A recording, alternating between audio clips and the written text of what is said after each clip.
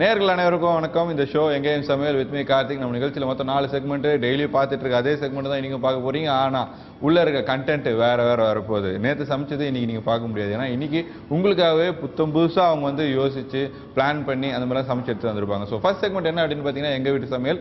இல்லத்தரசிகள் பயங்கரமாக டேலண்ட்லாம் வெளிப்படுத்துவாங்க. அது மட்டும் இல்லாமல் அவங்க சூப்பராகவும் சமைப்பாங்க. அந்த சூப்பராக சமைக்கிறது என்ன அப்படின்றதையும் பார்க்க போறீங்க. அடுத்து வந்து பார்த்தீங்கன்னா சமையல்.com. அதாவது நிறைய பேர் வந்து வெளியூர்லேருந்து நம்ம ஊருக்கு வந்து சமைக்க முடியாத சுச்சுவேஷன் இருக்கும். இன்னொன்று சில பேர் கூச்சப்படுவாங்க, ஷையாக ஃபீல் பண்ணுவாங்க, கேமரா முன்னாடி நான் எப்படிங்க சமைக்கிறது அப்படின்ட்டு. ஸோ இவங்கள மாதிரி ஆளுங்கள்லாம் என்ன பண்ண போகிறோம் அப்படின்னு பார்த்தீங்கன்னா, நீங்கள் லெட்டர் மூலியமாவோ இல்லை மெயில் மூலியமாவோ நமக்கு அந்த ரெசிபி அனுப்பிச்சிங்கன்னா நாங்கள் உங்களுக்காக சமைச்சு கொடுப்போம், அதாவது சமைச்சு காட்டுவோம். இதுதான். ரெண்டாவது என்ன அப்படின்னு பார்த்தீங்கன்னா, செஃப் சாய்ஸ் அப்படின்னு சொல்லிட்டு நம்ம ஸ்டார் ஹோட்டலில் சமைக்கிறது, ரெஸ்டாரண்ட்டில் சமைக்கிறது.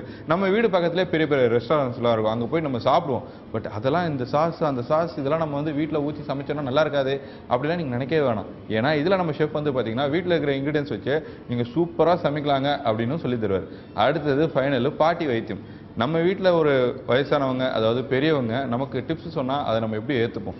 அந்த வகையில் இவங்க உங்களுக்காகவே எக்கச்சக்கமான டிப்ஸ் வச்சுருப்பாங்க. ஆனால் இன்னைக்கு ஒன்று தான் சொல்ல போகிறாங்க, அதுதான் பாட்டி வைத்தியம். ஸோ இந்த 4 செக்மெண்ட்டுமே உங்களுக்காக காத்துட்ருக்கு. அப்படியே வெயிட் பண்ணுறோம். வாங்க ஷோக்குள்ளே போகலாம்.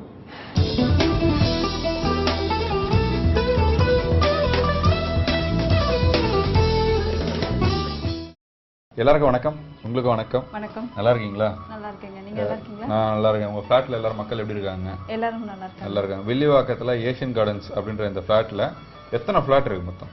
மொத்தம் 110 ஃபிளாட்ஸ். 110 ஃபிளாட்ஸ் இருக்கு. ஒரு பெரிய கம்யூனிட்டி அப்படின்னு கூட சொல்லலாம். ஸோ இந்த நல்லது கெட்டது எல்லாத்துக்குமே அது ஒற்றுமையா இருப்பாங்களே. கண்டிப்பா. ஸோ இண்டிபெண்டா நம்ம இருக்கிறதுக்கும் இந்த மாதிரி ஓப்பனா எல்லா கம்யூனிட்டியா இருக்கிறது, ஓப்பன் கம்யூனிட்டியா இருக்கிறதுக்கு என்ன ஃபீல் பண்றீங்க? இப்போ இண்டிபெண்டாக இருக்கிறத விட எனக்கு தெரிஞ்சு இப்போ இருக்கிற இந்த மாதிரி ஃப்ளாட் சிஸ்டம்ஸில் இருக்கிறது பெஸ்ட்டு நான் நினைக்கிறேன். ஏன்னா எனக்கு ஏதாவது ஒரு ஹெல்ப்னா கூட வந்து ஹெல்ப் பண்ணுவாங்க.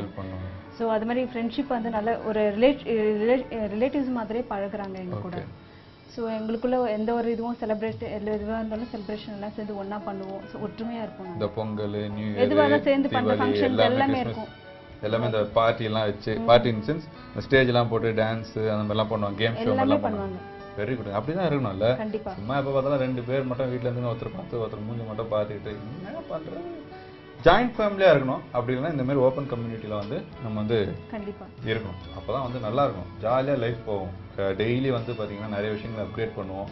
நமக்கு தெரியாத விஷயத்த அவங்க சொல்லுவாங்க, நமக்கு தெரிஞ்ச விஷயத்த அவங்களுக்கு சொல்லி அவங்கள அப்கிரேட் பண்ணுவோம். நிறைய எங்கள் ஃப்ரெண்ட்ஷிப் அப்படின்றது வந்து அளவே இல்லாத ஒரு விஷயம். ஸோ வளர்த்துட்டே போகலாம் நிறைய பேர்கிட்ட. உங்கள் பேர்? சுஜாதா. உங்க கணவர் வந்து பாத்தீங்கன்னா பேஸ்மெண்ட்ல ஒர்க் பண்ணாருன்னு சொன்னீங்களா? அவருக்காக போன வாட்டி நீங்க வந்து இந்த நாட்டுக்கோழி கறி செஞ்சீங்க இல்லையா? கோவை நாட்டுக்கோழி கறி. இன்னைக்கு என்ன கறி பண்ண போறீங்க? இன்னைக்கு கறி பண்ண போறதில்ல. இன்னைக்கு வந்து பசங்களுக்கு வந்து ஈவினிங் ஸ்கூல் போயிட்டு வந்தோடனே ஒரு இமீடியட்டான ஒரு டிஷ் பண்ற மாதிரி நான் பண்ண போறேன். அது வந்து ஸ்வீட் சப்பாத்தி அப்படின்னு சொல்லுவாங்க. ஸ்வீட் சப்பாத்தி அது வந்து இமீடியட்டா பசங்களுக்கு வந்து பிடிச்ச மாதிரி கொஞ்சம் ஹெல்த்தியான ஃபுட். ஏன்னா கோதுமையில பண்றோம் நம்ம. சேம் டைம் வந்து கொஞ்சம் ஸ்வீட் இந்த கீலாம் போடுறதுனால குழந்தைங்க நல்லா சாப்பிடும். ஸ்வீட்லாம் என்ன ஸ்வீட்? பாதாம், சக்கரை. வெறும் சக்கரை தான் ஸ்வீட் நீங்களா? சரி, ஓகே. கோதுமையில சக்கரை போட்டு நாங்கள் இன்னைக்கு ஒன்று செய்ய போகிறோம், அது ரொம்பவே நல்லது அப்படின்னு சொல்லியிருக்காங்களே. அதுக்கு வேற என்னென்னலாம் அடிஷனலாக ஆட் பண்ண போகிறாங்க அப்படின்றது நம்ம இன்க்ரீடியன்ஸை பார்த்தாலே தெரிஞ்சிடும். வாங்க இன்க்ரீடியன்ஸ் என்ன அப்படின்றத கவனிக்கலாம். கோதுமை, சர்க்கரை, சால்ட்டு, கீ. தேவையான பொருளை ரொம்ப அளவாக கம்மியாக சொல்லியிருக்காங்க. இது வந்து பார்த்தீங்கன்னா இதுக்கு போய் நான் சூப்பர் மார்க்கெட்டில் போய் வாங்கிட்டு வரணும், பெரிய பெரிய ஸ்டோரில் போய் நான் வாங்கிட்டு வரணும் அப்படிலாம் கிடையாது. இது எல்லாமே நம்ம எழுத்தாப்பில் இருக்க அண்ணாச்சி கடை நாடார்கள்லேயே இருக்கிற விஷயம் தான். அப்படி இல்லைன்னா வீட்டில் கண்டிப்பாக அதெல்லாம் இருக்கும். அம்மா வெளில போயிருக்காங்க, வீட்டில் எல்லாரும் வெளில போயிருக்காங்க, எனக்கு ரொம்ப பசிக்குது, நான் சமைச்சு சாப்பிடணும் அப்படின்னு நினச்சோன்னா, அது பொண்ணாக இருக்கட்டும் பையனாக இருக்கட்டும், இந்த எமர்ஜென்சி ஃபுட்டாக கூட நம்ம இதை எடுத்து சாப்பிட்லாம், செஞ்சு சாப்பிட்லாம். இந்த மாதிரி கண்டிப்பாக எல்லார் வீட்லையும் இதெல்லாம் இருக்கும். இல்லை நெய் மட்டும் தான் இருக்காது. எங்கள் வீட்டில் டக்கு டக்குன்னு காலி ஆகுது, அது மட்டும் வாங்கி வச்சுங்க உங்கள் வீட்டில் இல்லைன்னா. ஓகே. ஸோ இப்போ செய்முறை ஸ்டார்ட் பண்ண போகிறோம். ஃபர்ஸ்ட் ஸ்டெப் என்ன பண்ண போறோம்? மிக்ஸில எல்லாம் போட்டு இதை அரைக்கணுமா? இல்ல, அதெல்லாம் எதுவுமே இல்ல. ரொம்ப சிம்பிள் மெத்தட் நான் பண்ண போறேன். சொல்லுங்க எப்படி பண்ண போறோம்? கோதுமையில கொஞ்சோண்டு சால்ட், தண்ணி ஊத்தி அந்த சப்பாத்தி இது இந்த பதத்துக்கு எடுத்துட்டு வந்துடணும். அது மட்டும் இல்ல கொஞ்சம் ஆயில் ஊத்தி அந்த சப்பாத்தி மாவு பதத்துக்கு எடுத்துட்டு வந்துட்டு ஒரு 5 மினிட்ஸ் கழிச்சு அதை திரட்டணும். ஸோ இப்போ வந்து பார்த்தீங்கன்னா நம்ம ஃபர்ஸ்ட் ஸ்டெப் என்ன பண்ண போறோம் அப்படின்னா, ஒரு பாத்திரம் எடுத்தாச்சு. ஆமாம். அதில் என்ன பண்ண போறோம்? சர்க்கரையா நெய்யா? சப்பாத்தி மாவு எடுங்க. சப்பாத்தி மாவு, கோதுமை மாவு. ஓகே, கோதுமை மாவு அதில் போடுறோம். ஓகே, கோதுமை மாவு கூட ஏதாவது சாஃப்டா ஏதாவது ஆக்குறதுக்கு மைதா மாவு அந்த மாதிரி ஏதாவது போடணுமா? இல்லைங்க, அதோட அதெல்லாம் போடவே கூடாது. போடவே கூடாது. சரி, இப்போ என்ன போட்டீங்க? உப்பா? உப்பு, சால்ட் போட்டுருக்கேன். சால்ட். ஸோ கொஞ்சமா ஆயில் ஆட் பண்றோம். தண்ணி ஆட் பண்ணுறோம். வீட்டில் சாப்பிடும்போது தண்ணி இப்படி தான் யூஸ் பண்ணுவீங்களா? உள்ள பெரிய ஜெக்லியா? இல்லை, சமையலுக்குன்னே கிளாஸ்ல ஊற்றி குடிப்போம் அதில். ஓ, கிளாஸ். ஸோ நம்ம வந்து பார்த்தீங்கன்னா கோதுமை மாவு, உப்பு, கொஞ்சோண்டு எண்ணெய் போட்டு அதுக்கப்புறம் தண்ணி போட்டு நல்லா பிசைஞ்சு நிறுவோம். பிசைஞ்சதுக்கப்புறம் அது வந்து பார்த்தீங்கன்னா சப்பாத்தி மாவு, அந்த சப்பாத்தி டோ சொல்லுவாங்க இல்லையா, அந்த பக்குவத்துக்கு வந்ததுக்கப்புறம் நம்ம வந்து என்ன பண்ண போகிறோம் அப்படின்றது தான் கிளைமேக்ஸ். ஓகே, பார்ப்போம்.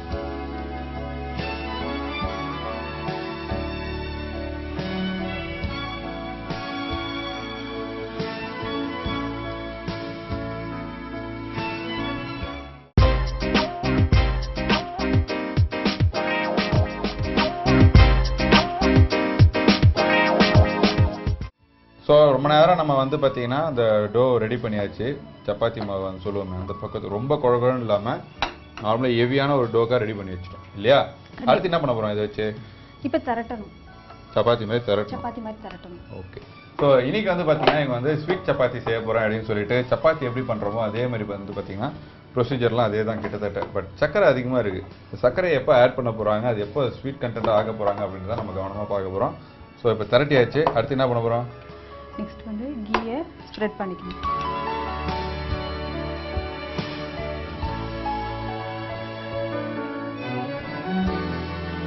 ஸோ நெய் நல்லா தடவிட்டு சர்க்கரையை மேலே தூவுறோம்.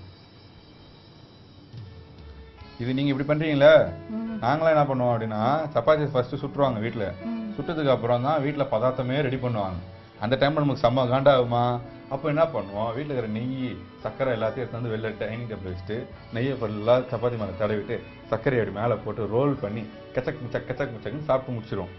நீங்கள் வந்து என்ன பண்ணுறீங்க, வேகாமல் அது பண்ணுறீங்க, அவ்வளோதான் விஷயம்.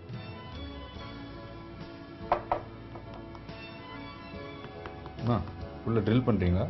இல்லை, செட் பண்ணுறீங்க சர்க்கரை. இந்த மாதிரி 4-5 பண்ணி திரட்டி வைக்கணுமா?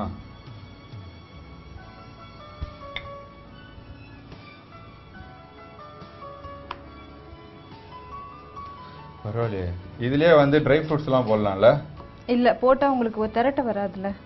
நம்ம அரைச்சி கிரிச்சு போட்டுக்கலாம் பவுடர். ஏதோ சமைக்கிறேன் நானே, என்ன ஏன்டா அப்படி டிஸ்டர்ப் பண்ற நீ அப்படின்றாங்க. அப்படிதான் நான் மைண்ட் வைஸ் வெளில வரைக்கும் கேக்குது. நான் இது வரைக்கும் ட்ரை பண்ணதில்லை, நீங்க ட்ரை பண்ணி பாருங்க. சரி, ஓகே. சரி, இதுக்கு தொட்டுக்கலாம் என்ன? இதுக்கு எதுவுமே தொட்டுக்க வேண்டாம், இப்படியே சாப்பிடலாம். அப்படியே சாப்பிட வேண்டியதான்.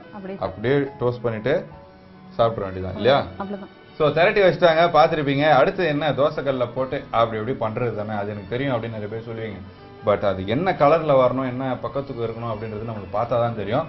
ஸோ அது ரொம்ப தீய வச்சிடக்கூடாது. அப்புறம் சர்க்கரை கண்டென்ட், சுகர் கண்டென்ட் இருக்கிறதுனால குயிக்காக டார்க் ஆகிடும் இல்லை, அப்படி வரக்கூடாது. அதனால லைட்டாக டோஸ்ட் பண்ணிட்டு எடுத்துடணும். அது எப்படி பண்ணுறாங்கன்றதை பார்த்து க்ளோஸில் அப்படி போட்டு டிஸ்பிளே வைக்கிறோம், பாருங்க.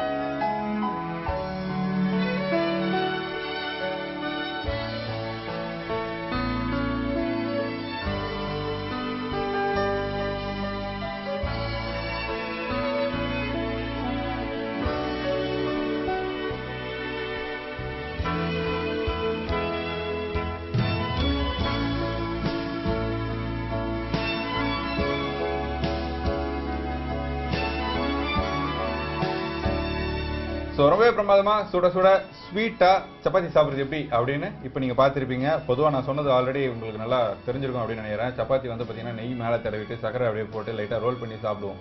இது இயல்பாக நம்ம நடக்கிறது. பட் சப்பாத்தி உள்ளே ஸ்வீட்டாக இருந்தால் எப்படி இருக்கும்? இந்த நார்த் இந்தியன் ஸ்டைலில் மாதிரி கூட சொல்லலாம். ஆலு பரோட்டா அப்படிலாம் இந்த மாதிரி தான் பண்ணுவாங்க. ஸ்டஃப்பை வந்து பார்த்தீங்கன்னா இன்சர்ட் பண்ணிட்டு ரோல் பண்ணி திருப்பி திரட்டி சுட்டு அப்படி வைப்பாங்க. நீங்கள் அதே ஃபார்மேட்டில் தான் பண்ணியிருக்கீங்க. இதை நம்ம இன்னிலேருந்து நார்த் இந்தியன் ஸ்வீட் சப்பாத்தி அப்படின்னு கூட சொல்லிடலாம். கோவப்படுவீங்களோ? கோவை ஸ்வீட் சப்பாத்தி சொல்லுங்க அப்படின்னு சொல்றீங்களா? அப்படிலாம் இல்லை. Okay, good. ஏதோ ஒன்று மக்கள் இதை பார்த்து சாப்பிட்டா நல்லது அப்படின்னு சொல்லியிருக்கீங்க. ஸோ இது இல்லாமல் மக்களுக்கு வேறு ஏதாவது பேசணும் சொல்லணும் அப்படின்னு நினைக்கிறீங்களா? ஆமாங்க, எனக்கு என்னென்னா யங் ஜெனரேஷன் அவங்களுக்கு சொல்லணும்னு நினைக்கிறேன். அவங்க எப்படின்னா இப்போ யாருமே டிராஃபிக் ரூல்ஸை ஒபே பண்ணுறது கிடையாது. ஸ்பீடாக போகணும், ரேஸில் இது பண்ணணும்னு சொல்லிட்டு இதனால் நார்மலாக போகிறவங்கள கூட பாதிக்கிற மாதிரி நிறைய இன்சிடென்ட்ஸ் நடக்குது. ஸோ யங் ஜெனரேஷன்ஸ் கொஞ்சம் டிராஃபிக் ரூல்ஸை ஒபே பண்ணி போனால் நல்லாயிருக்கும். அதுவும் பர்டிகுலராக லேடிஸ் வந்து எங்களை மாதிரி ஆளுங்களுக்கு கொஞ்சம் நல்லா இருக்கும்னு நினைக்கிறேன். ஓகே, ஸோ என்ன மாதிரியான ரூல்ஸ்லாம் ஃபாலோ பண்ணணும்னு நீங்கள் நினைக்கிறீங்க? கிளியராக சொல்லுங்கள். இப்போ ஜீப்ரா கிராசிங் வந்து ப்ராப்பராக பண்ணணும். இந்த கிரீன் சிக்னல் வருது ஓவர்டேக் எடுக்கிறது. ஆமாம், ஓவர்டேக் எடுக்கிறது. அப்புறம் நாங்கள் ஸ்ட்ரெயிட்டாக போயிட்டு இருக்கும்போது லெஃப்ட்ல இருந்து சடனாக இப்படி ரைட்டுக்கு போகிறது. இண்டிகேட்டர் போடாமல் டக்குன்னு போகிறது. இண்டிகேட்டர் போட்டாலுமே தப்பாகவே திரும்புறது. லெஃப்ட் இண்டிகேட்டர் போட்டு ரைட்டு திரும்புறது. Very very bad no nowadays traffic boys. அதாவது டிராஃபிக் மேன் என்னதான் வந்து வெயில நின்று இப்படி இப்படின்னு கரெக்டாக சிக்னல் கொடுத்தாலுமே தப்பா போறதுக்குன்னே சில பேர் இருப்பாங்க. இப்படி அப்படின்னு போடுறது அது என்னவோ தெரியல. அவங்க அர்ஜென்ட்டுக்கு அடி போறாங்களா இல்லை என்ன விஷயத்துக்காக அடி போறாங்க அப்படின்னு தெரியல. பட் அவங்க தப்பா வந்தாலுமே அந்த தப்பை நம்ம மேல இடிச்சு நம்ம கீழே வந்து நம்ம அடிபடுறதுக்கு நம்ம சேஃப்டியா இருந்துக்கணும். ஸோ ஹெல்மெட் போட்டுக்கணும், கார்ல போகும்போது சீட் பெல்ட் போட்டுக்கணும், அதே மாதிரி பைக் போகும்போது இப்படி இந்த முக்கியமா அப்படியே நோ கேர்ள் மொபைல் ஃபோன் அதான் சொல்றேன். நோ கேர்ள் ஃப்ரெண்ட் அப்படியே போயிடுற மாதிரி காதில் வச்சு இரு நான் வந்து ரெடி அப்படின்னும். நீ காலைல நான் கார்ல வந்துட்டுருக்கேன் அப்படிதான் ஒரு பையன் ஃபோன் காதில் வச்சு பேசிட்டு போயிட்டே இருக்கான். சரி அவன் இப்படி தானே போறான், நம்ம இப்படி ஓவர்டேக் பண்ணி நான் ரைட் அடிக்கணும்னு வச்சுங்களேன். நான் இப்படி வரேன், அவன் இந்த சைடு சாஞ்சவன் உடம்பு மட்டும் தான் இந்த சைடு சாயுது, பைக் இந்த சைடு போயிட்டு இருக்கு. ஆஹா டேஞ்சரஸ் பிள்ளவா இருக்கிறானே, இவன்லாம் லவ் பண்ணி என்ன பண்ண போறான் அப்படின்னு நினைக்கிற அளவுக்கு அவன் வந்து கிரியேட் பண்ணிட்டான். பட் அப்படிலாம் இருக்கக்கூடாது. நீங்க சிரிக்க மாட்டீங்களா? சரியான காமெடியாச்சும் நீங்க சிரிக்கவே இல்லை. பரவாயில்ல விடுங்க, நம்மளுக்கு வாழ்க்கையில இந்த மாதிரி மொக்க வாங்குறது சுலபம் தானே. ஸோ நீங்க டிராஃபிக்கை வந்து அதாவது டிராஃபிக் ரூல்ஸை வந்து ப்ராப்பரா மதிச்சு போனீங்கன்னா உங்களுக்கு மட்டும் இல்லாமல் உங்களை சுற்றி இருக்கிறவங்க, அதாவது உங்களுக்கு முன்னாடி பின்னாடி சைடில் வரவங்களெல்லாம் ரொம்ப சேஃபாக இருக்கும். ஸோ தயவு செய்து வண்டியை பொறுமையாக ஓட்டுங்க, அவசரம் இல்லை. அப்படி ரொம்ப எமர்ஜென்சி அப்படின்னா அதுக்கு ஏற்றது போல் உங்களுக்கு பிரேக்கிங் ஃபெசிலிட்டி, அதாவது இப்படி பிடிச்சா டப்புன்னு இப்படி நிற்கோன்ற ஒரு சென்ஸ் உங்களுக்கு இருந்ததுன்னா நீங்கள் அந்த அளவுக்கு ஸ்பீடாக வண்டி ஓட்டுங்க. ஓகேவா? என்னடா இவங்க இவ்வளோ அட்வைஸ் பண்ணுறேன்னு நினைக்கிறீங்களா? 10 வச்சுட்டாங்க தான் எழுதிட்டேன். So thanks. இன்னைக்கு வந்து மக்களுக்காக வந்து ஸ்வீட் சப்பாத்தி செஞ்சு கொடுத்தது, அது மட்டும் இல்லாமல் ஸ்வீட்டாக ஒரு சேஃப்டி டிப்ஸும் சொல்லி கொடுத்துருக்கீங்க. ஸோ உங்களுக்கு மக்கள் சார்பாகவும் கேப்டன் டிவி சார்பாகவும் வாழ்த்துக்கள். ஸ்வீட் சப்பாத்தி செய்யறது அப்படின்னு ரீகேப் சொல்லுவாங்க, கேளுங்க. ஸ்வீட் சப்பாத்தி பண்றதுக்கு முன்னாடி ஃபர்ஸ்ட் வந்து கோதுமை மாவு எடுத்துக்கணும். அதுல கொஞ்சம் உப்பு, சிறிதளவு தண்ணீர் அது போட்டு ஆயில் கொஞ்சம் மிக்ஸ் பண்ணிட்டு சப்பாத்தி பதம் வர மாதிரி அளவுக்கு பிசைஞ்சிக்கணும். அதுக்கப்புறம் சப்பாத்தி உருண்டையாக்கி சப்பாத்தி கல்லுல போட்டு திரட்டிட்டு அதுக்கு மேல கொஞ்சோண்டு நெய் தடவிட்டு அதுக்கப்புறம் கொஞ்சோண்டு சுகர் அது ஸ்ப்ரெட் பண்ணிட்டு அதை பரோட்டா ஃபார்ம்ல எடுத்துன்னு வந்து திருப்பியும் திரட்டி தோசை கல்லுல வார்த்தெடுக்கணும். அப்படி வார்த்தெடுத்தீங்கன்னா சுவையான sweet chapati ready.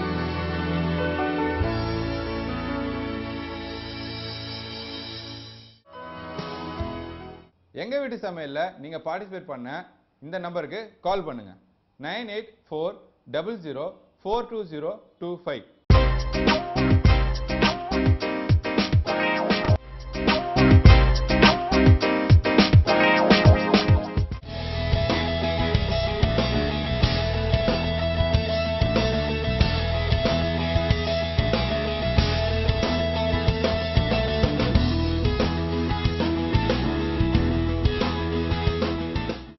Captain TV நேயர்களுக்கு வணக்கம். இது சமையல்.com. நம்ம ஸ்டுடியோவுக்கு நேரடியாக வர முடியாத நேயர்கள் அவங்களோட ஃபேவரட் ரெசிபியை நமக்கு இமெயில் இல்லை வாட்ஸ்அப் இல்லைன்னா போஸ்டரில் எழுதி அனுப்புவாங்க. அவங்களோட சார்பில் இங்கே உங்களுக்காக சமைச்சு காட்டுறது தான் இந்த சமையல்.com செக்மெண்ட்டோட ஸ்பெஷாலிட்டி. இன்னைக்கு நம்ம பார்க்க போகிறது ரவா போலா. இந்த ரெசிபியை எழுதி அனுப்பியிருக்காங்க சரண்யா ஃப்ரம் தஞ்சாவூர். சரண்யா சொன்னாங்க இது ஒரு நார்த் இந்தியன் டிஷ் அண்ட் அவங்களுக்கு அவங்களோட ஃப்ரெண்ட் குஜராத்தி ஃப்ரெண்ட் வந்து சொல்லி கொடுத்துருக்காங்க.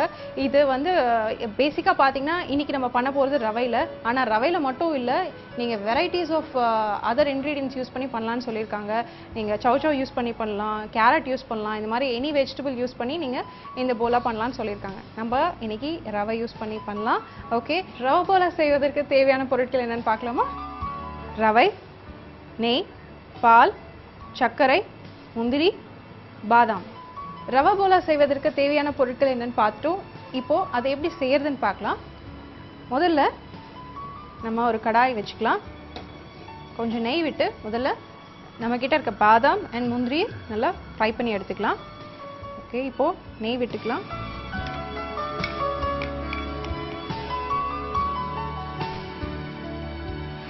நான் இதில் ஃப்ரை பண்ணுறதுக்கு தேவையான முந்திரி அண்ட் பாதாம் ஆட் பண்ணுறேன். இது நல்லா ஃப்ரை ஆனதும் ஒரு பிளேட்டில் ட்ரான்ஸ்ஃபர் பண்ணிக்கலாம். சரண்யா கொடுத்துருக்க மெஷர்மெண்ட் பார்த்தீங்கன்னா 1 கப் ரவை அண்ட் 1 கப் சுகர் கொடுத்துருக்காங்க, 2 கப்ஸ் மில்க் கொடுத்துருக்காங்க. இந்த கேஷ்யூவும் பாதாமும் நல்லா ஃப்ரை ஆகிட்டுருக்குங்க. சரண்யா கிட்ட பேசும்போது அவங்க சொல்லிட்டு இருந்தாங்க, இதை நீங்கள் டேஸ்ட் பண்ணி பாருங்கள், கண்டிப்பாக உங்களுக்கு இந்த ரெசிபி பிடிக்கும்னு ரொம்ப கான்ஃபிடென்ட்டாக பேசினாங்க. அவங்க கான்ஃபிடென்ஸ்லேயே தெரியுது இந்த ரெசிபி எவ்வளோ நல்லாயிருக்கும் அப்படின்ட்டு. ஓகே, இப்போது இந்த கேஷ்யூ அண்ட் பாதாம் ஃப்ரை ஆயிடுச்சு. ரொம்ப சிம்பிளாக இருக்குல்ல, இன்க்ரீடியன்ஸும் சிம்பிளாக இருக்குது, அவங்க சொன்ன மெத்தடும் சிம்பிளாக இருக்குது, ஆனால் டேஸ்ட் எக்ஸ்ட்ராடினரியாக இருக்கும்னு நினைக்கிறேன். இதில் பார்த்தீங்கன்னா ஃப்ளேவரிங் ஏஜென்ட்னு எதுவுமே இல்லை. அதாவது இதில் வனிலா எசன்ஸோ இல்லை ஏலக்காய் பொடியோ இல்லை வந்து நம்ம சில நேரங்களில் வந்து இந்த நட்மேக் பவுடர்னு ஆட் பண்ணுவோம், அதாவது ஜாதிக்காய் பொடி, அது மாதிரி எதுவுமே இதில் ஃப்ளேவரிங் ஏஜென்ட்னு எதுவுமே இல்லை. ஆனால் டேஸ்ட் ரொம்ப நல்லா வரும் கண்டிப்பாக அப்படின்னு சொல்லியிருக்காங்க. ஓகே, இப்போது முந்திரியும் பாதாமும் நல்லா ஃப்ரை ஆயிடுச்சு. இதை ஒரு பிளேட்டில் ட்ரான்ஸ்ஃபர் பண்ணிக்கலாம்.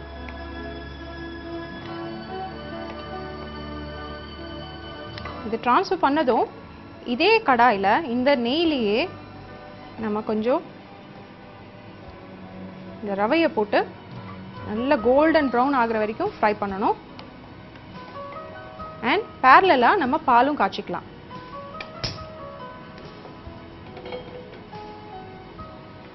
ஒன் கப் ரவைக்கு 2 கப்ஸ் மில்க். ஸோ இங்கே நான் பால் ஆட் பண்ணுறேன். இது ஆல்ரெடி காய்ச்சின பால் தாங்க. ஆனால் ரவையில் நம்ம எப்பவுமே வந்து வார்மான வாட்டர் ஆர் மில்க் தான் ஆட் பண்ணணும், இல்லைன்னா ரவை கட்டி தட்டிடும் இல்லையா. ஸோ இப்போ நான் வந்து பால் வச்சுருக்கேன், அது காயட்டும். பை த டைம் இந்த நெய்யில் நம்ம ரவையை வறுத்துக்கலாம்.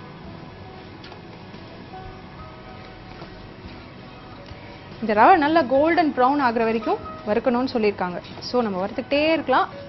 இந்த சைட் பால் காஞ்சிக்கிட்டே இருக்கட்டும்.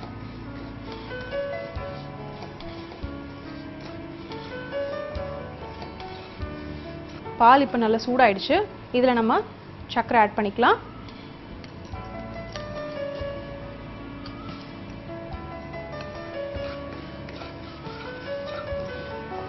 நெய்யில் வந்து ரவை வறுக்கிற வாசனை ரொம்ப நல்லா இருக்கு. ஓகே, பால் பொங்கிடுச்சு. சர்க்கரை மெல்ட் ஆயிடுச்சா பார்க்கலாம். ஓகே, மெல்ட் ஆயிடுச்சுன்னு நினைக்கிறேன். மெல்ட் ஆயிடுச்சு. ரவை இன்னும் கொஞ்சம் கோல்டன் ப்ரௌன் ஆகணும். இதை மீடியம் ஃப்ளேம்லேயே நம்ம கோல்டன் ப்ரௌன் ஆக்கலாம். இந்த ஸ்டேஜில் நம்ம வேணும்னா 1 pinch ஆஃப் சால்ட் ஆட் பண்ணிக்கலாம் அப்படின்னு நினைக்கிறேங்க. ஏன்னா எந்த ஒரு ஸ்வீட்லேயும் நம்ம ஒரு 1 pinch ஆஃப் சால்ட் ஆட் பண்ணோன்னா அந்த ஸ்வீட்டை இன்னும் என்ஹான்ஸ் பண்ணி நம்ம கொடுக்கும். தேவைப்பட்டால் ஆட் பண்ணிக்கலாம். ரவை நல்லா குக் ஆயிடுச்சு.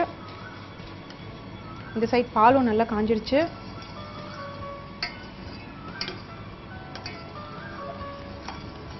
அவங்க சொன்னபடி கொஞ்சம் கலர் சேஞ்ச் ஆகிருக்கு பாருங்கள். கொஞ்சம் இந்த ஒயிட் கலராக இருக்கிறது கலர் மாறி இருக்கு, உங்களால் பார்க்க முடியுதுன்னு நினைக்கிறேன். ஓகே, இப்போது காஞ்சி இருக்க பாலில் இதில் வந்து இந்த பாலில் நம்ம சுகர் ஆல்ரெடி ஆட் பண்ணி அதை டிசால்வ் பண்ணி வச்சுருக்கோம். இப்போ இந்த பாலை கொஞ்சம் கொஞ்சமாக அதில் ஊற்றி கலரணும்னு சொல்லியிருக்காங்க. இந்த ஸ்டவ் நம்ம ஆஃப் பண்ணிடலாம். இந்த ஸ்டவ் நான் ஆஃப் பண்ணிட்டேன். இப்போது இதில் பாலை இந்த நெய்யில் வறுத்த ரவையில் கொஞ்சம் கொஞ்சமாக பால் ஆட் பண்ணி நான் குக் பண்ணுறேன்.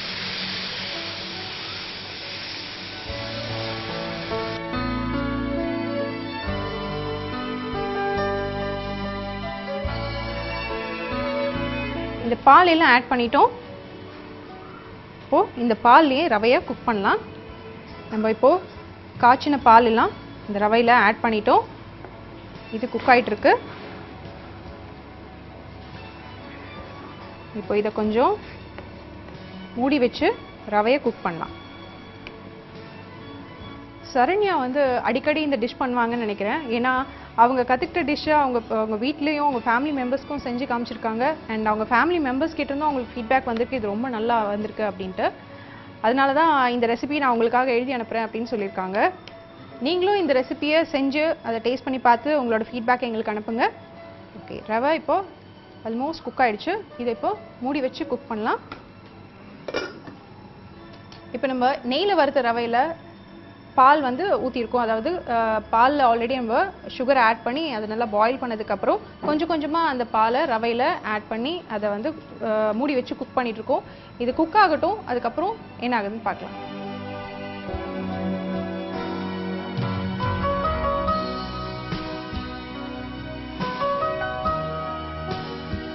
இப்போ ரவை குக் ஆயிடுச்சா பார்க்கலாமா? வாவ், இது பாருங்க, ரவை ரொம்ப நல்லா குக் ஆயிடுச்சு. நல்ல வாசனையும் வருதுங்க. ஓகே, இது ஆல்மோஸ்ட் ரெடி. இன்னும் ஒரே ஒரு இன்க்ரீடியன்ட் தான் ஆட் பண்ணோம். அது என்னன்னா, நம்ம ஆல்ரெடி வறுத்து வச்சிருக்க முந்திரி பாதாம். ஸோ ஏற்கனவே நம்ம நெய்யில் வறுத்து வச்சிருக்க முந்திரி பாதாமை இதில் ஆட் பண்ணிக்கலாம். அண்ட் குங்குமப்பூவும் இதில் போடணும்.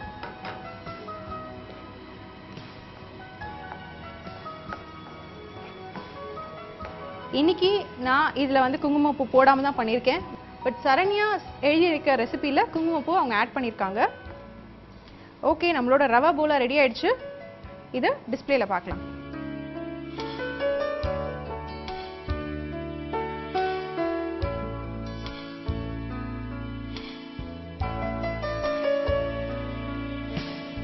தஞ்சாவூர்லேருந்து நமக்காக நம்மளோட தோழி சரண்யா சொன்னபடி இங்கே ரவா போலா ரெடியாக இருக்குது. இதை நீங்களும் வீட்டில் ட்ரை பண்ணி டேஸ்ட் பண்ணி பாருங்கள். உங்களோட ஃபீட்பேக் எங்களுக்கு எழுதுங்க. ஃபீட்பேக் மட்டும் இல்லாமல் உங்களோட ரெசிபியும் எங்களுக்கு எழுதி அனுப்புங்க. உங்ககிட்ட ஏதாவது ஃபேவரட்டான ரெசிபி ஆர் உங்களோட சிக்னேச்சர் ரெசிபி இருந்ததுன்னா எங்களுக்கு எங்களோட contact details end of the ப்ரோக்ராமில் டிஸ்பிளே ஆகும். அந்த காண்டாக்ட் டீட்டெயில்ஸ் நோட் பண்ணிக்கோங்க அண்ட் எங்களுக்கு எழுதி அனுப்புங்க. உங்களுக்காக இங்கே நாங்கள் சமைப்போம். ஓகே, இதே போல் இன்ட்ரெஸ்டிங்கான ரெசிபியோட நாளைக்கு உங்களை சந்திக்கிறேன். Until then it's bye from Gayathri. Rava போலா எப்படி செய்வதுன்னு ஒரு ரீகேப் பார்க்கலாம். முதல்ல ஒரு பாத்திரத்தில் 2 கப் பால் விட்டு அதில் தேவையான அளவு சர்க்கரை போட்டு அந்த பாலை காய்ச்சிக்கணும்.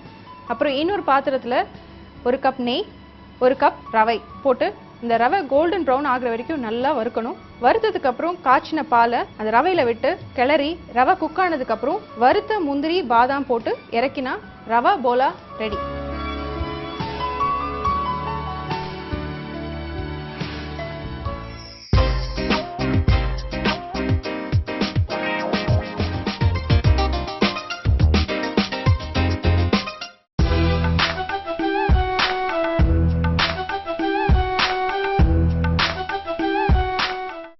வணக்கம். வணக்கம். நல்லா இருக்கீங்களா? ரொம்ப நல்லா இருக்கு. குட். நீங்கள் நல்லா இருக்கணும். நல்லா இருந்தால் தான் மக்களுக்கு நல்ல நல்ல ஃபுட்டெல்லாம் நீங்கள் வந்து செஃப் சாய்ஸில் வந்து சமைச்சு காட்ட முடியும். கண்டிப்பாக. ஓகேவா? ஸோ இன்னைக்கு நம்ம ஓஎம்ஆரில் இருக்கிற தட்சிணாபுரம் ரெஸ்டாரண்ட்டில் நீங்கள் என்ன சமைக்க போகிறீங்க? இன்னைக்கு வந்துட்டு அக்கி ரொட்டி அதுக்கு காம்பினேஷனு டொமேட்டோ பப்பு.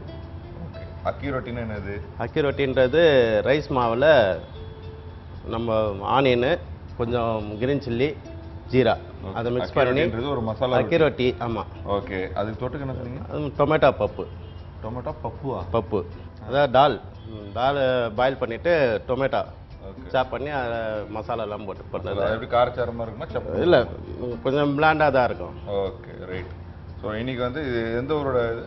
இது அக்கிரோட்டின்றது கர்நாடகா ஸ்டைலு, டொமேட்டோ பப்புன்றது பேசிக்காக இங்கே பண்ணக்கூடியது தமிழ்நாடு. தமிழ்நாடுல. ஸோ இதுக்கு முன்னாடி வந்து நீங்க கேரளாவும் தமிழ்நாடையும் இணைஞ்சிங்க. இப்போ வந்துட்டு கர்நாடகா தமிழ்நாடு. Very good. இப்படி இணைச்சுனே இருந்தீங்கன்னா எல்லாருமே நல்லா இருப்பாங்க, சந்தோஷமா. ரெடியா? ஸோ நீங்க அக்கி ரொட்டி அண்ட் டொமேட்டோ பப்பு. பப்பு சூப்பரா இருக்கு பேர், டொமேட்டோ பப்பு. இதை செய்யறதுக்கு தேவையான இன்கிரீடியன்ஸ் என்ன அப்படின்றத மக்களுக்கு கிளியரா சொல்லிடலாம். தக்காளி, கருவேப்பிலை, வேக வச்ச பருப்பு, பூண்டு, மிளகாய்த்தூள், எண்ணெய், வெங்காயம், பச்சை மிளகாய், உப்பு, காஞ்ச மிளகாய், சீரகம், மஞ்சத்தூள், அரிசி பவுடர். Okay super. தேவையான பொருள்லாம் அட்டகாசமாக சொல்லியாச்சு. நாங்கள் வீட்டில் உட்காந்து டிவி பார்த்துட்டு இருக்கும்போது, இப்போ நான் பண்ண ஷோவே நான் போய் வீட்டில் உட்காந்து பார்த்தேன்னு வச்சிங்களேன், சப்போஸ் இதை நம்ம சமைக்கலாம் அப்படின்னு ஐடியா எடுக்கும்போது நான் என்ன பண்ணணும், எழுதி வச்சுப்பேன் டக் டக் டக் டக். இல்லை வேறு ஏதாவது ஷோ பார்க்குறேன் அப்படின்னா கூட நான் எழுதி வச்சுப்பேன் இப்படிலாம் சமைக்கணும் அப்படின்னு சொல்லிட்டு. சில நேரத்தில் மக்கள் கன்ஃபியூஸ் ஆகிடுவாங்க. பருப்புன்னு சொன்னீங்க அது என்ன அப்படி இருக்குது, குழஞ்சி கிழஞ்சி இருக்குது அப்படின்னு யோசிப்பாங்க. ஸோ அது என்ன பண்ணீங்க, என்ன பருப்பு, அந்த அந்த ஒரு டீட்டெயிலில் சொன்னீங்கன்னா அதையும் எழுதி வச்சுப்போம் நாங்கள். சொல்லுங்கள் பாப்பா. பருப்பு அதாவது துவரம் பருப்பை வேக வச்சு நல்லா பாயில் பண்ணுது. நல்லா பாயில் பண்ணி அது ஆட்டோமேட்டிக்காக ஸ்மாஷ் ஆகிடும் நம்ம. ஓகே. அந்த மாதிரி ஒரு பாயில் பருப்பை எடுத்து வச்சுக்கிறது. ஓகே. அது ஆட்டோமேட்டிக்காக ஆகிடுமா இல்லை நம்ம போட்டு நல்லா இது பண்ணிட்டு லைட்டாக கடைஞ்சிக்கிறதா கடைஞ்சிக்கணும். கடைஞ்சிக்கிறதா இருந்தால் கடைஞ்சிக்கணும். ஆமாம். ஓகே. கடைஞ்சிக்கிறது நம்ம நல்லா கடைஞ்சிக்கிறது பெட்ரு. ஓகே. கடைஞ்சது தான் இந்த பருப்பு தான். ஓகே. என்ன பருப்பு அது? துவரம் பருப்பு. துவரம் பருப்பு. ஓகே. வேறு எதுவும் இல்லை. அரிசி பவுடர் நீங்கள் என்னது? அரிசி பவுடர்ன்றது அக்கி ரொட்டிக்கு பச்சை அரிசி. பச்சை அரிசி எந்த அரிசி பவுடராக அது பண்ணலாம். என்ன பண்ணணும், அது மிக்சியில் போட்டு அரைச்சிடணுமா? அரிசி பவுட்ரு மாமூலாக கடையிலேயே கிடைக்கிறது, நம்ம வீட்லேயும் மிக்சியில் அரைச்சிருந்தா மிக்சியில் அரைச்சி வச்சுக்கலாம். எந்த அரிசியாக இருந்தாலும் ரைட்.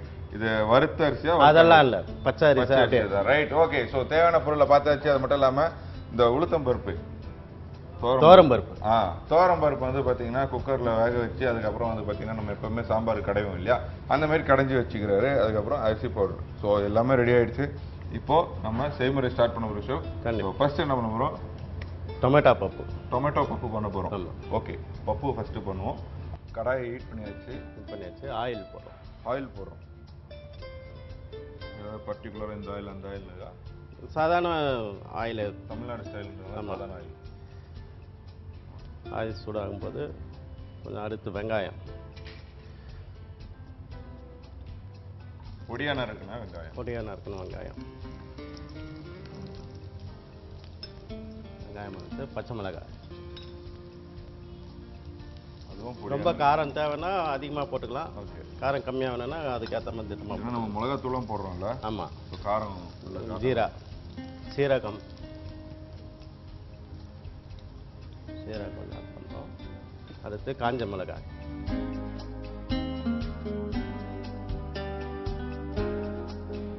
எண்ணெய் கொஞ்ச நேரம் ஃப்ரை வெங்காயம், பச்சை மிளகாய், சீரகம், காஞ்ச மிளகாய்.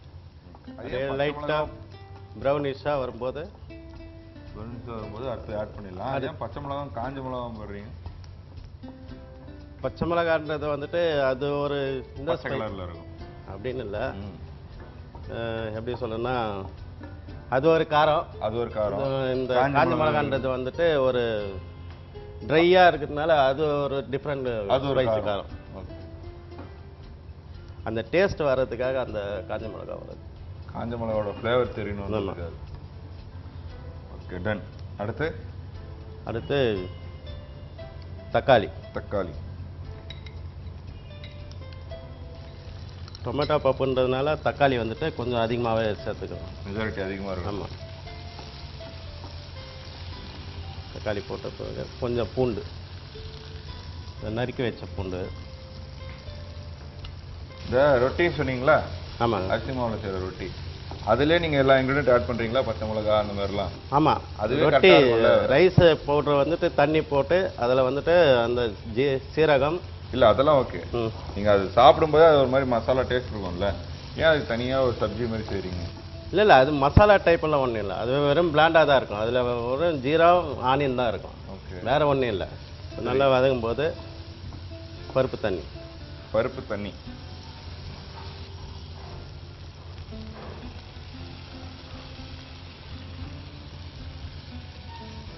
பருப்பு தண்ணி நல்லா கொஞ்ச நேரம் கொதிக்க விட்டுட்டு மஞ்சத்தூள். டைம் கொடுக்கணுமா? அதான் கொதிக்க விடணும். கொதிக்க விட்டதுக்கு அப்புறம் மஞ்சள் தூள் ஆமா. போடணும்.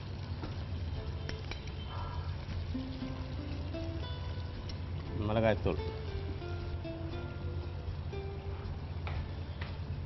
மிளகாய்த்தூளும் போட்டு நல்லா குக் பண்ணணும், பாயில் பண்ணணும் இல்லை? ஆமாம். சரி, அந்த தக்காளி எல்லாம் நல்லா ஸ்மாஷ் ஆகி பேஸ்ட் மாதிரி ஆகிடும்போது கொதிச்சது பிறகு எடுத்து சர்வ் பண்ணுறதுக்கு சரியாக இருக்கும்.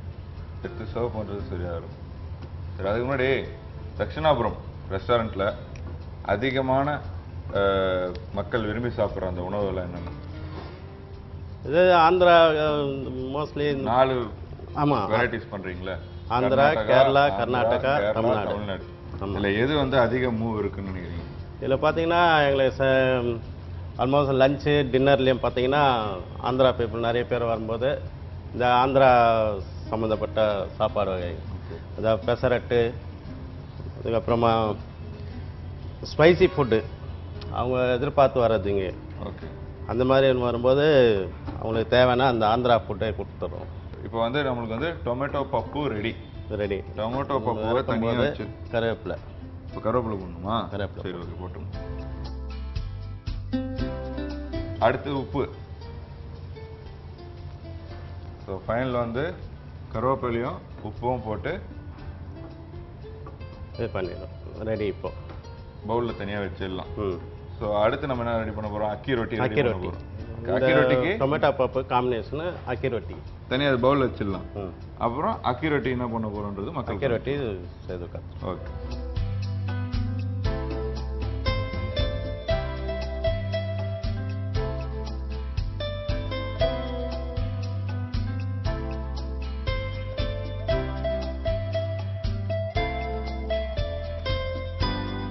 ஸோ டொமேட்டோ பப்பு எடுத்து தனியாக வச்சாச்சு. அடுத்து நம்ம ஒரு பவுல் வச்சிருக்கோம். அதில் என்ன பண்ண போகிறோம் அப்படின்னு பார்த்தீங்கன்னா அக்கி அக்கி ரொட்டி. ரொட்டி. கர்நாடகா ஸ்டைலில் அக்கி ரொட்டி நம்ம பண்ண போகிறோம். ஆமாம். இல்லை, கர்நாடகா டிஷ்ஷே தான் பண்ண போகிறோம். பண்ண போகிறோம். ஓகே. அதுக்கு என்னென்ன தேவை? அரிசி மாவு, அரிசி மாவு. ஓகே, அரிசி மாவு, கொஞ்சம் உப்பு, கொஞ்சம் உப்பு, பச்சை மிளகாய். பச்சை மிளகாவும் இங்கே இருக்கு. ரைட். இன்னும் காரம் வேணும்னா மிளகாத்தூள் அதிகமாக வேணாலும் அதெல்லாம் எதுவும் வராது. வெறும் பச்சை மிளகாய், சீரகம். சீரகம். அவ்வளோதான்றீங்க. அடுத்தது வந்து 3 டிஷ்ஷு தான் போடுறோம். ஜீரணமான சீரகம் போடுறீங்க. அது இதே தண்ணி போட்டு மிக்ஸ் பண்ணுறோம். ஓகே. தண்ணி போட தான் நல்லா இருக்கும்ல? ஆமாம். தண்ணி போட்டு திக்காக டோ வந்துட்டு ரொம்ப நம்ம சப்பாத்தி மாவு மாதிரி. ஸோ இப்போ நம்ம வந்து ஒரு டோ மாதிரி ரெடி பண்ணிட்டு அதை வந்து என்ன பண்ண போகிறோம்? சப்பாத்தி மாதிரி திரட்டி தோசைக்கல்லில் போட்டு இப்படி அப்படின்னு எடுக்க போகிறோம். கரெக்டாக எடுக்கும். அப்படிதானே? ஆமாம். ஸோ எடுத்து வச்சா நம்மளோட அக்கி ரொட்டி ரெடி. என்ன கலரில் வரணும்? ஒயிட்டாக தான் வரும். ஒயிட்டாக தான் வரும். வெள்ளையாக இருக்கும். ஓகே. ஸோ இப்போ நீங்கள் வந்து டொமேட்டோ பப்பு பார்த்துருப்பீங்க. அடுத்தது அக்கி ரொட்டி கர்நாடகா ஸ்பெஷல். அது வந்து நம்ம ஷெஃப் வந்து பார்த்தீங்கன்னா என்னென்ன இன்க்ரீடியன்ட்லாம் போட்டாருன்னு பார்த்துருப்பீங்க. அரிசி மாவு, பச்சை மிளகாய், சீரகம், உப்பு இதெல்லாம் போட்டு நல்லா மிக்ஸ் பண்ணி தண்ணி போட்டு கலந்து ஒரு டோ மாதிரி ரெடி பண்ணி அது சப்பாத்தி மாவு மாதிரி ரெடி பண்ணிக்க. சப்பாத்தி மாவு மாதிரி ரெடி பண்ணி ரொட்டி ரெடி பண்ணிக்கிறோம். ரெடி பண்ணி சாப்பிட்டு தூமா. ஓகேங்களா? அது எப்படி பண்ண போறாரு அப்படின்றத பாருங்க. அக்கி ரொட்டி கூட டொமேட்டோ பப்பு. சரி, எப்படின்னு ஒரு சின்ன ரீகேப் பார்க்கலாம். அரிசி மாவு, பச்சை மிளகாய், உப்பு, சீரகம் தண்ணி போட்டு மிக்ஸ் பண்ணி டோ மாவு ரெடி பண்ணிட்டோம். சப்பாத்தி மாவு மாதிரி திக்காக பண்ணிவிட்டு அதை வந்துட்டு அடை மாதிரி இலையில தட்டி அந்த தவால போட்டு மீடியம் ஸ்லோ ஃபயரில் குக் பண்ணிவிட்டு எடுத்தோம்னா அக்கி ரொட்டி ரெடி. டொமேட்டோ பப் அதாவது தக்காளி கூட்டு. அது வந்துட்டு ஆயில் போட்டு வெங்காயம், அதுக்கப்புறம் பச்சை மிளகாய் அதை நல்லா ப்ரௌனிஷாக வதக்கிட்டு அதுக்கப்புறம் தக்காளி போட்டு நல்லா வதக்கிட்டு அதுக்கப்புறம் பூண்டையும் போட்டு வதக்கிட்டு பருப்பு வேக வச்ச பருப்பு அதை பருப்பு தண்ணியும் அதில் ஆட் பண்ணிவிட்டு அதுக்கப்புறமா கொஞ்சம் சால்ட்டு, மிளகாத்தூள், மஞ்சத்தூள் போட்டு ஸ்லோ ஃபயர்லேயே கொதிக்க விட்டு கடைசியாக கருவேப்பிலை போட்டு இறக்கி வச்சோம்னா டொமேட்டோ பப்பு ரெடி. இப்போது அக்கி ரொட்டியும் டொமேட்டோ பப்பும் ரெடி. ஸோ ரொம்பவே பிரமாதமாக, அதாவது நம்ம வந்து கடாயில் வந்து நம்ம ஃப்ரை பண்ணும்போது சில நேரத்தில் வந்து ப்ரௌன் ஆகிடும், டார்க் கலரில் மாறுறதுக்கான வாய்ப்பு இருக்குது. பட் நீங்கள் வந்து சாஃப்டாக இப்படி அப்படின்னு உடனே போட்டு அதை வந்து பிளெயின் கலர் அந்த ஒயிட்லேயே வந்து ஸ்டே பண்ண வச்சுருக்கீங்க. ஸோ இந்த ஒயிட்லேயே ஸ்டே பண்ணனால அது வந்து ப்ராப்பரான டேஸ்ட் இருக்கும். குக்காக இருக்கும். வெல் குக்கு தான் அது. அந்த அளவுக்கு வந்தாலுமே சாப்பிட்றதுக்கு கரெக்டாக இருக்கும். ஓகே. இந்த கலருக்கு வந்தாலே ஆமாம் உங்களுக்கு இன்னும் ரோஸ்டட் ஆச்சுன்னா கடாக் அப்படியே ஒரு மாதிரி கல்லு ரொட்டி மாதிரி ஒரு முறுக்கு மாதிரி ஆகிடும். முறுக்குன்னு இது இப்போ இருக்கும் ஸ்டேஜில் வந்துட்டு கொஞ்சம் சாஃப்டாக நல்லா இருக்கும். ஸோ இது வந்து நம்ம தொட்டு சாப்பிடணும். டொமேட்டோ பப்புன்றது மீடியம் ஸ்பைசி தான் அது. சின்ன பசங்கள்லேருந்து பெரியவங்க வரைக்கும் சாப்பிடலாம். அந்த அக்கி ரொட்டிக்கும் வித்தவுட் ஆயில், அதுவும் வித்தவுட் ஆயில். ஆமாம், நான்ஸ்டிக் தவால பண்ணனால வித்தவுட் ஆயில். இந்த ஆயில் இல்லாத கொலஸ்ட்ரால் இல்லாமல் சாப்பிட்றதுக்கு அதுவும் நல்லது. ஸோ ப்ளஸ் வந்து பார்த்தீங்கன்னா நம்ம வந்து ஆயில் இல்லாமல் சமைக்கிறதுனால அது கொலஸ்ட்ரால் வராது, அதனால பெட்டர் ஃபுட்டு. மைனஸ் என்னன்னு சொல்கிறீங்க? மைனஸ்னு சொல்ல, அந்த ரொட்டியை வந்துட்டு ஓவராக ஹீட் பண்ண விட மிதமான சூட்டில் ஸ்லோ ஃபயர்லேயே குக் பண்ணணும். ஓகே, ஸ்லோ ஃபயர்லேயே குக் பண்ணால் அது வந்து சாஃப்டாக இருக்கும். ஓவராக குக் பண்ணிட்டோன்னா ஓகே, சூப்பர். இன்னைக்கு வந்து பார்த்தீங்கன்னா ஓயாமாரில் இருக்க தட்சிணாபுரம் இந்த ரெஸ்டாரண்ட்டில் நம்ம ஷெஃப் முரளிகிருஷ்ணன் வந்து பார்த்தீங்கன்னா சூப்பராக அக்கி ரொட்டியும் அதுக்கு வந்து பார்த்தீங்கன்னா தொட்டுக்கிறதுக்கு டொமேட்டோ பப்பும் செய்யுது எப்படி அப்படின்னு சொல்லி கொடுத்தாரு. ஸோ இது கண்டிப்பாக இன்றைக்கே நீங்கள் செஞ்சிடுவீங்க. ஏன்னா ஒரு சிம்பிள் இன்க்ரீடியன்ஸ் வச்சு சிம்பிளாகவும் பெஸ்ட்டு ஒரு ஃபுட்டாகவும் நீங்கள் சமைச்சு சாப்பிட்றதுக்கான வாய்ப்பு இது. ஸோ மிஸ் பண்ணாமல் சமைச்சு சாப்பிட்டு பார்த்து என்ஜாய் பண்ணுங்கள், சரியா? ஸோ ஷெஃப் இன்னைக்கு பிரமாதமாக சமைச்சு கொடுத்துருக்கீங்க. ஸோ அவங்க சார்பாக உங்களுக்கு வாழ்த்துக்கள்.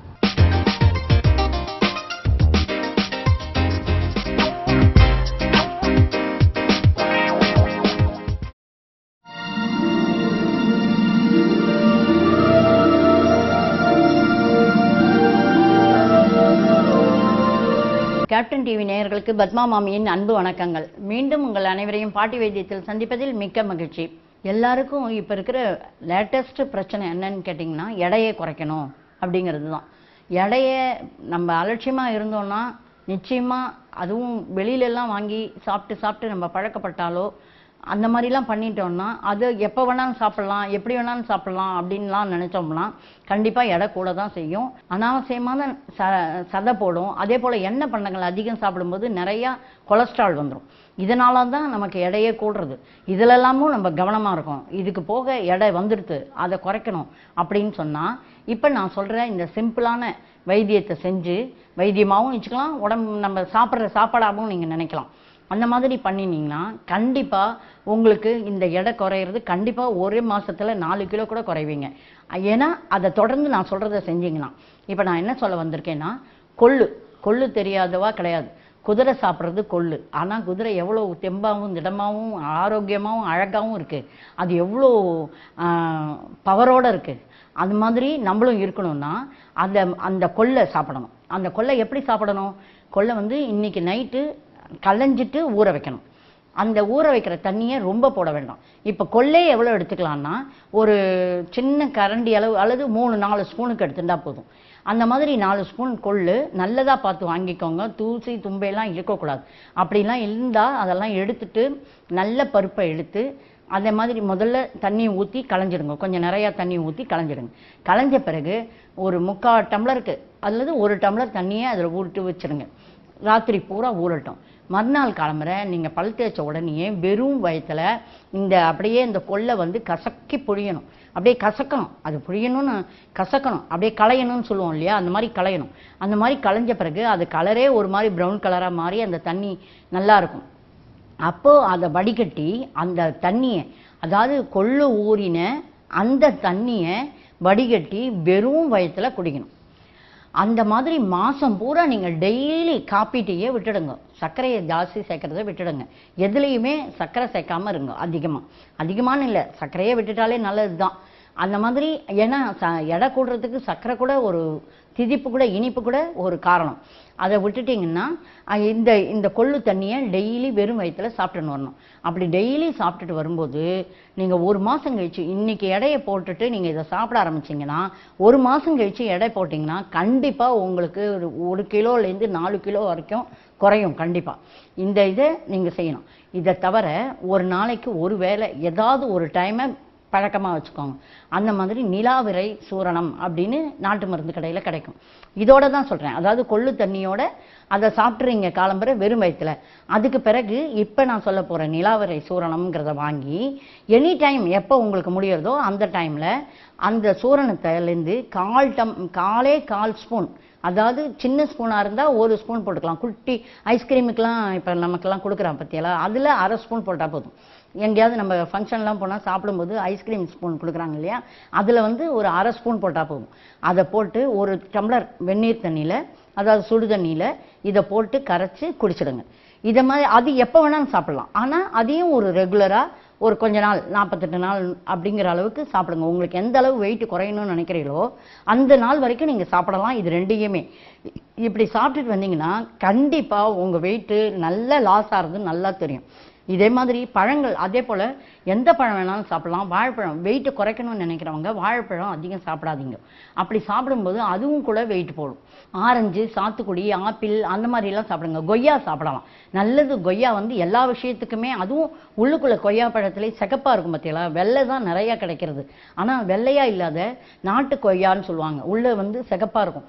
அந்த பழம்லாம் சாப்பிட்டீங்கன்னு வச்சுக்கோங்களேன், உங்களுக்கு எந்தவித பிரச்சனையுமே வராது. வெயிட்டு போடாது ஒன்று, உங்களுக்கு வயிற்று சம்மந்தப்பட்ட அந்த கொய்யா பழம்லாம் சாப்பிட்டிங்கன்னா வயிற்று சம்மந்தப்பட்ட எந்த பிரச்சனை கூட போயிடும், எதாக இருந்தாலுமே நல்லாயிடும். அதே போல் அத்திப்பழம், டெய்லி அத்திப்பழம் வந்து அத்திப்பழம் கிடைக்காது, நம்ம வாங்கி ப்ரிசர்வ் பண்ணியும் வைக்க முடியாது. ஆனால் நாட்டு மருந்து கடையில் அத்திப்பழமே காய வச்சது வச்சுருக்காங்க, ஒரு குச்சியில் சுற்றின மாதிரி, அதை ரவுண்ட் ரவுண்டாக வடை மாதிரி இருக்கும்.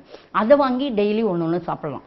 அதே போல் நெல்லிக்காய் தண்ணி, அந்த நெல்லிக்காய் இப்போ சீசன், அதனால நீங்கள் நெல்லிக்காவை வாங்கி அதை வேக போட்டு வச்சுட்டு தினம் ஒரு நெல்லிக்காய் எனி டைம் எப்போ வேணாலும் சாப்பிடலாம். ஒரே ஒரு நெல்லிக்காய் சாப்பிட்டுட்டு வந்துடலாம்.